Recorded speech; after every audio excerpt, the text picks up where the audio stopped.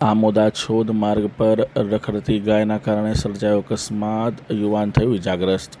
આમોદા છોદ road પર ફરી એકવાર રખડતા ઢોરના ત્રાસે ગંભીર અકસ્માત સર્જાયો છે। રોડની વચ્ચે કાળા રંગની એક ગાય બેઠેલ હતી, જ્યારે બીજી ગાય રોડ પર ઊભી હતી। સામેથી આવતા વાહનની તેજ લાઇટ બાઇક ચાલકની આંખો પર પડતા બંને ગાયો સમયસર દેખાઈ ન હોય અને બાઇક જોરદાર રીતે અથડાઈ હતી। અકસ્માત એટલો ગંભીર હતો કે 2 થી 3 બાઇક સવાર ગંભીર રીતે ઇજાગ્રસ્ત થઈ લોહીલુહાણ હાલતમાં રસ્તા પર ફંગોળાયા હતા। અકસ્માતમાં ગાય પણ ગંભીર રીતે ઇજાગ્રસ્ત થઈ રોડની વચ્ચેથી નીચે ખાબકી ગઈ હતી।